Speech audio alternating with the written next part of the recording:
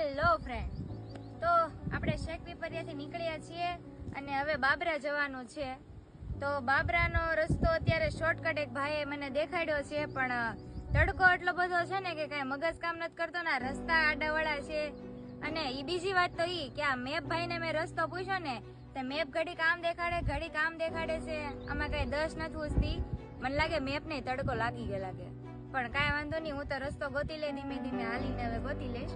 પણ આ મિત્રો, તમે જેવો મને આ સપોર્ટ કરો છો અત્યારે, જેવો અત્યારની હાલની ઘડીમાં તમે જેવો મને સપોર્ટ કર્યો છે એ બદલ તમારો ખૂબ ખૂબ આભાર, ધન્યવાદ, ખૂબ ખૂબ. અને આ ગુજરાતના કાઠિયાવાડની દીકરીને આવો નવો જ સપોર્ટ કરતા રહેજો મિત્રો.